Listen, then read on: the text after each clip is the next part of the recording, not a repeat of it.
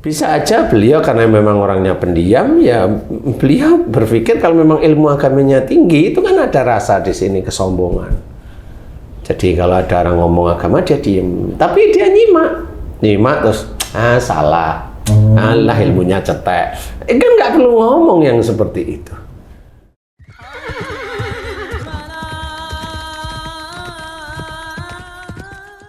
Bismillahirrahmanirrahim. Assalamualaikum warahmatullahi wabarakatuh. Waalaikumsalam warahmatullahi wabarakatuh. Para pemirsa dan sahabat beriman dimanapun berada, alhamdulillah kita berjumpa lagi di Ustadz Danu Official Channel. Semoga kita selalu dalam lindungan Allah Subhanahu wa Ta'ala. Amin ya Rabbal Alamin. Di video kali ini kita akan ngaji lagi bersama guru kita semua, Pak Ustadz Danu. Assalamualaikum Pak Ustadz. Waalaikumsalam warahmatullahi wabarakatuh. Dan saya juga sudah ditemani oleh sahabat saya, Bang Jainuddin. Assalamualaikum Bang J. Waalaikumsalam Pak Tung. Alhamdulillah. Para pemirsa dan sahabat beriman dimanapun berada, bahasan kami kali ini tentang wudhu yang diulang-ulang. Jadi begini ceritanya Pak Ustadz ini, ketika kami melakukan sholat jamaah seperti itu ya Pak Ustadz, ada seorang teman ini yang dia itu melakukan wudhu itu lama sekali gitu Pak Ustadz. Sampai kita udah selesai sholat ya, sudah selesai sholat berjamaah, beliau ini masih dalam keadaan ngambil air wudhu terus gitu Pak Ustadz. Sehingga kita kan berpikir ya, ini maksudnya supaya bersih banget apa gimana wudhunya itu loh. Jadi diulang-ulang terus sama beliau mengambil air wudhu. Sebenarnya itu disebabkan oleh apa Pak Ustadz? Ya. Bismillahirrahmanirrahim. Assalamualaikum warahmatullahi wabarakatuh. Waalaikumsalam warahmatullahi wabarakatuh. Amin ya rabbal alamin. Alhamdulillah. Memang sering kita tidak fahami bahwa seorang Islam mau sholat dia berwudu diulang-ulang itu kita nggak pernah paham. Iya. Yang orang normal loh ya. Betul. Nggak pernah paham apakah dia wudu itu mau disempurnakan wudunya, ataukah dia ada suatu kendala, kan nggak tahu ya. Betul Pak Ustadz. Nah, cuma itu menjadi gambaran karena banyak yang seperti itu. Wudunya diulang-ulang. Jadi bagi teman-teman Islam, sedulur yang beriman, kenapa wudu diulang-ulang sama seperti yang kamu ceritain Iya. itu tuh? Jadi temanmu yang dari azan itu berwudu sampai selesai sholat berjamaah itu berwudu masih aja ya memang betul. kasihan itu. Betul Pak Ustadz ya. Secara ini nggak boleh kita menyalahkan nggak, tapi insya Allah ini ada ilmu yang memang bisa mudah-mudahan insya Allah manfaat. Amin.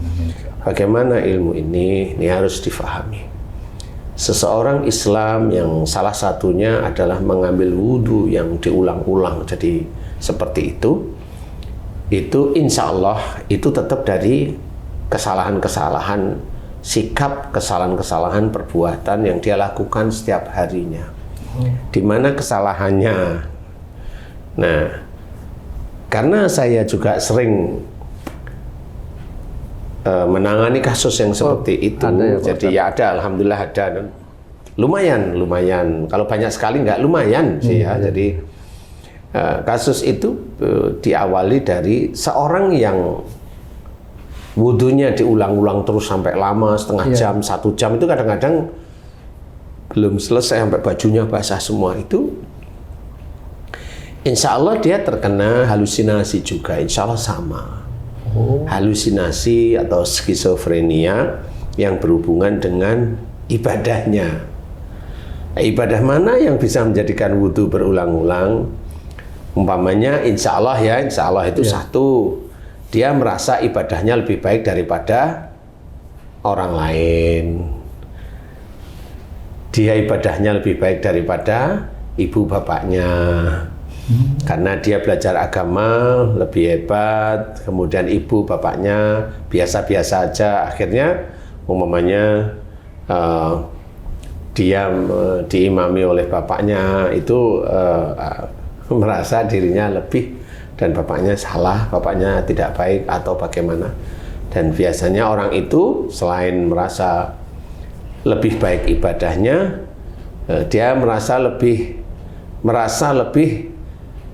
lebih dekat kepada Allah Ta'ala, merasa aja karena dengan ilmu agamanya itu merasa lebih dekat dengan Allah sehingga Lebih mengenal Allah. lebih banyak tahu ya seperti itu, lebih dekat itu merasa lebih mengenal Allah.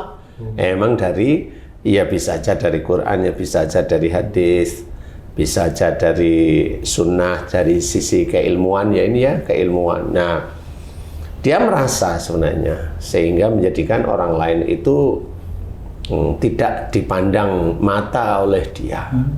Sehingga dia memunculkan ada kesombongan pada dirinya bahwa dia merasa suci, dia merasa lebih baik ibadahnya, dia merasa lebih benar dalam memberikan sesuatu pernyataan dari sisi agama, dia merasa lebih dekat kepada Allah Ta'ala. Nah, insya Allah orang ini masuk ke kriteria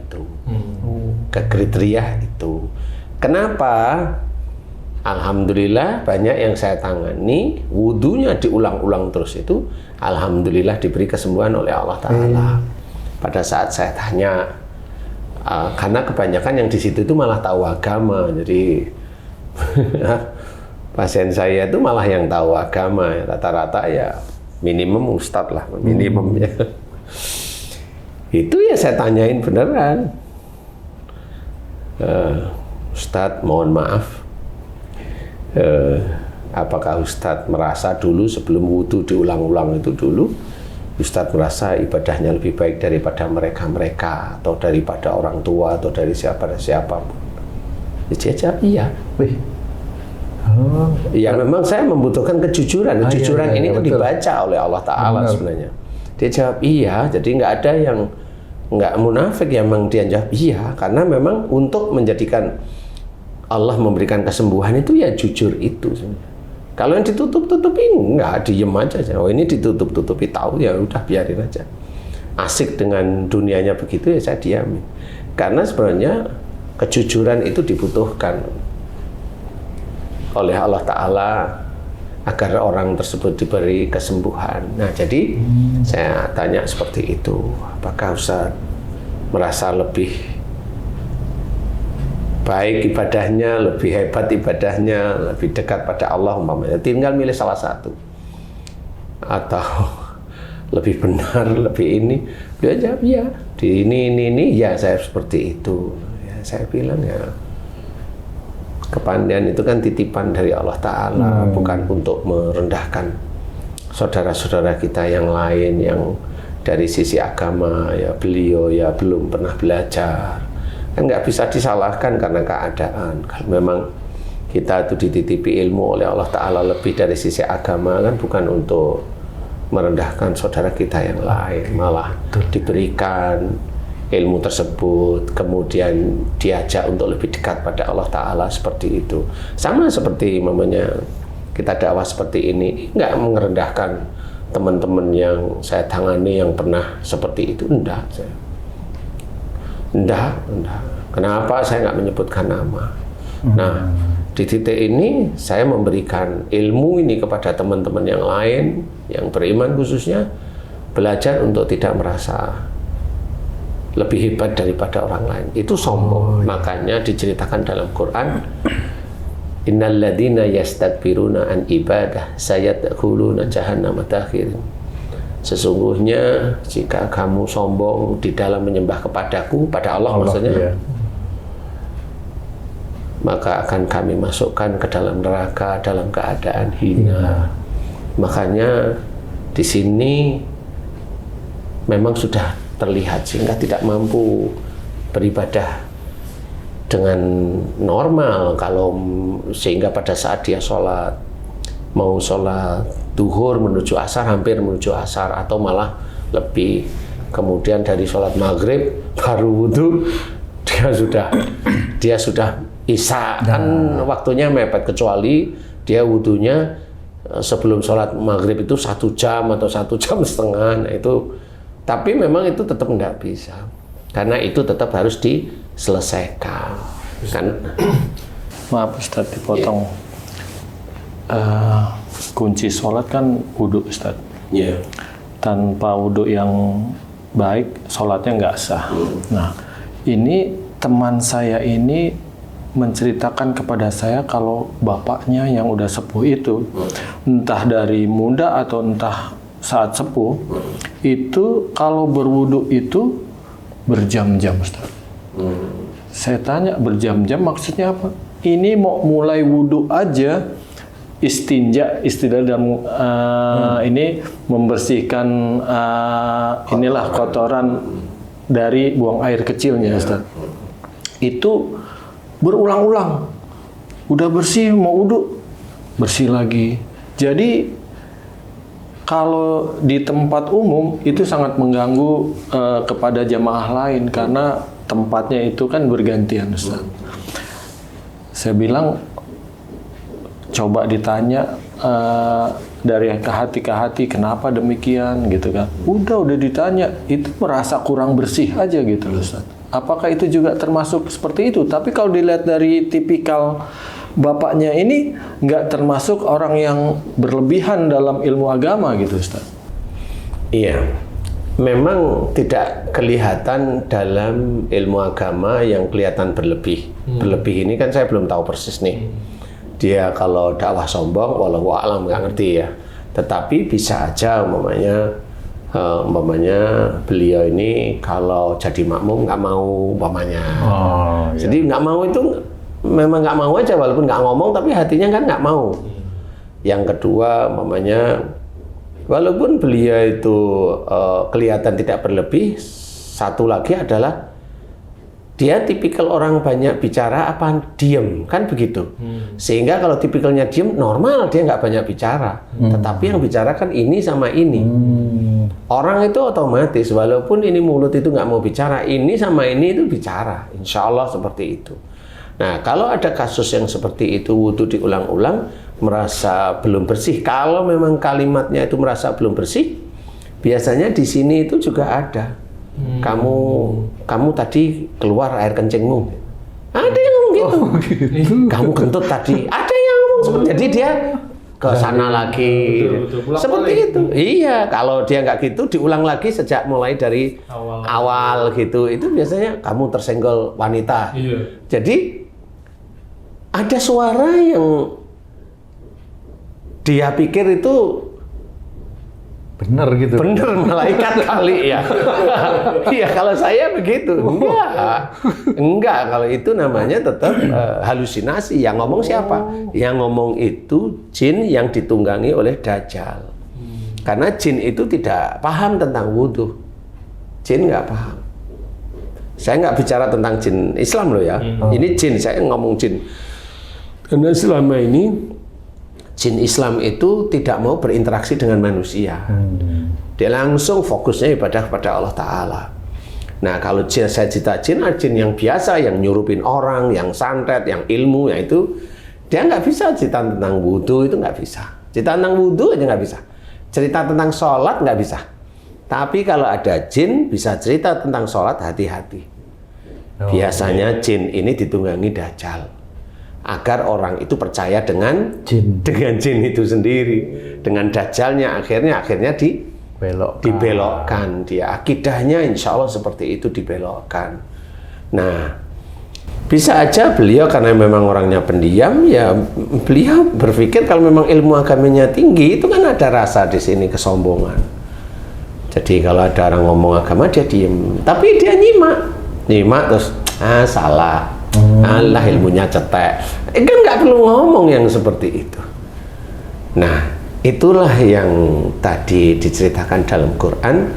Kalau seseorang itu sombong dalam menyembah kepada Allah, dia dimasukkan neraka dalam keadaan hina. Nah, sebelum dimasukkan neraka di dunia yang ngalamin seperti itu. Umpamanya wudhu diulang-ulang. Atau bacaan itu diulang-ulang sehingga dia batal lagi. Dia ambil lagi takbir. Batal lagi. Jadi intinya kalau memang seperti itu bukan ragu-ragu, bukan itu ada yang ngomong. Karena kalau namanya seseorang itu yang sudah biasa berniat lisan atau niat dalam hati kan insya Allah bisa lah seperti itu. Nah, yang seperti itulah harus kita pahami insya Allah kalau beliau memang seperti itu, kalau dinasihatin atau ditanyain, ada yang ngomong nggak sih di sini kan gitu kan, nggak pernah ditanyain selama ini kan, taunya wudu diulang-ulang, wudu sama seperti umpamanya kasus seorang anak bunuh orang tuanya, lah kan itu secara fisik bunuh, tapi coba tanyain ada yang ngomong nggak di sini, nah nanti dia ngomong, oh ini orang itu tahu saya kan begitu, nah, nanti dia akan ngomong, ada yang bisikin kenapa saya suruh bunuh ayahku, bunuh ibuku, bunuh keluargaku, kenapa? Karena ya mereka, saya suruh bunuh aja gitu. Nggak taunya dia tertekan, mamanya seperti itu. Nah, tertekan inilah ada jin yang ditunggangi Dajjal. Tertekannya dia itu dengan marah. Kalau tertekannya dia putus asa, suruhnya bunuh diri, bukan bunuh. Itu bunuh diri seperti itu. Kalau marah dengan suami, mamanya dengan suami, dia suruh bunuh anaknya yang kecil, biasanya seperti itu. Ini namanya halusinasi atau skizofrenia. Sama seperti orang muslim yang lain, kalau dia wudu, ya itu skizofrenia. Tetap itu kesalahan dia, bukan Allah dolim pada dia. Enggak. Dia merasa kurang bersih, kurang. Lah kok merasa kurang bersih dari mana? Wudu itu dijelaskan seperti itu aja. Ya, mengusap tangan, kemudian berkumur, kemudian masukkan di hidung, kemudian di wajah, seperti itu aja sebenarnya sampai telinga. Normal-normal dan semuanya dilakukan 3 kali, asal wudunya tenang, santai kan, insya Allah itu kan kebasuh semuanya. Biasa, tapi tidak perlu kita merasa bahwa diri kita ini orang yang paling hebat, tidak perlu orang yang paling dekat sama Allah, orang yang merasa ilmunya tinggi, orang itu selalu minta bantuan, tidak perlu ya seperti itu, biasa aja. Nah, di titik ini kita harus paham bahwa hati-hati, karena kasus-kasus yang seperti ini sering saya tangani, ya rata-rata mereka yang tahu agama yang wudu itu. Rata-rata malah yang tahu agama ya, yang tahu. Lah iya, lah yang nggak pernah sholat nggak, jarang wudu, ngapain dia wudu diulang-ulang kan gitu. Bener. Yang seperti itu, dia ngulang-ulang wudu karena dia nggak hafal kalau itu. Bisa. Ya, bisa ya Pak. tapi kalau dia memang udah tahu agama kan lucu. Nah, iya, itu kan lucu. Ya, makanya kan kelainan. Nah, iya. Coba kalau istilahnya tawaf itu harusnya 7 kali, dia salah tadi kamu ya. Ulang lagi. sampai gempor kakinya. Nah, iya. Nah, seperti itu. Nah, inilah yang harus kita pahami, hati-hati. Kita tidak boleh merasa ilmu yang dititipkan oleh Allah Ta'ala, ilmu agama maksudnya, atau ilmu apapun, jangan merasa kita itu lebih hebat daripada orang lain. Ustaz, kalau ilmu agama lebih hebat dari yang lain, apakah cuman satu Ustaz kelainannya, yaitu duduk berulang-ulang? Adakah inan yang lain? Ya, kalau memang dia tidak ini hanya sekedar mencipir, nggak di titik wudunya diulang, bisa aja dia wudunya nggak diulang, tetapi hati dan pikirannya kotor. Karena kan ada orang yang wudu diulang itu relatif biasanya orangnya agak pendiam, umpamanya. Kayak bapaknya temennya Cici agak pendiam nggak? Pendiam banget. Nah, kan benar. Rata-rata memang orangnya agak pendiam. Kalau dia itu agak cerewet, belum masuk yang wudu diulang-ulang, belum. Tapi dia kan sudah rusak, hati dan otaknya itu rusak. Dia merendahkan saudara-saudara yang lain, nggak boleh seperti itu. Ilmu itu titipan. Makanya ya, Rasulullah pun sendiri mengajarkan juga harus hormat kepada orang lain, itu harus apapun bentuknya. Orang itu kekurangan harta, mau kekurangan ilmu, kekurangan apapun, tetap kita tidak boleh merendahkan. Itu jadi kuncinya. Semua makhluk Allah itu di hadapan Allah sama, kecuali yang beda adalah ketakwaan. Nah, ketakwaan itu adalah mengikuti perintah Allah, mengerjakan sunnah Rasulullah, seperti itu. Sehingga kalau Rasulullah itu menceritakan bahwa kita harus rendah hati aja. Walaupun Allah menitipin kepada kita itu rizki yang lebih banyak, biasa aja, kayak orang biasa aja, berbaur aja. Kalau Allah menitipkan ilmu ini ya lebih daripada orang lain, ya biasa, nggak usah pikir kita itu ilmu lebih, karena ilmu ini milik Allah. Jadi harus difahami, sehingga nggak ada yang perlu kita pamerkan, tidak ada yang perlu kita ujub riakan, tidak ada yang perlu kita banggakan, apalagi sombong, karena semuanya ini milik Allah aja. Sehingga kita belajar tawadu. Insya Allah seperti itu, sehingga insya Allah mudah-mudahan diselamatkan oleh Allah Ta'ala dunia kita dan akhirat, kan begitu, selamat. Coba kalau wudhu terus-terus, karena saya pernah nangani seorang, nggak cuma ustadz, dia seorang ulama. Iya, seorang ulama. Nah, sama nggak mau ngomong gitu. Ini pasti dia sendiri yang mau berubah, karena nggak mungkin dilihat orang dia lagi wudhu nih. Ya, tapi memang malu akhirnya. Malu, ya. Malu. Tapi kan Nggak di tempat umum dia. iya, akhirnya alhamdulillah diizinkan oleh Allah Ta'ala ketemu dengan saya. Kemudian saya ajak ngobrol, paham beliau, akhirnya ya kembali jalan Allah, kembali mengingat ayat-ayat Allah. Ya alhamdulillah saya diizinkan untuk memberikan ingatan kepada beliau sehingga beliau paham. Alhamdulillah selesai.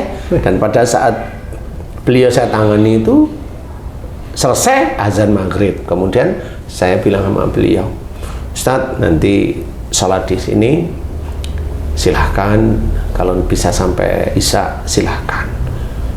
Kemudian saya sholat, beliau sholat, saya nggak tahu. Kemudian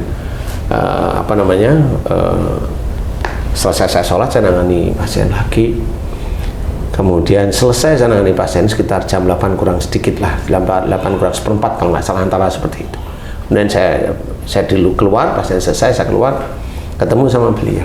Saya tanya, Ustadz gimana tadi sholatnya, wudhunya gimana wudhunya gitu. Alhamdulillah wudhu saya nggak ada suara Ustadz. Oh, alhamdulillah.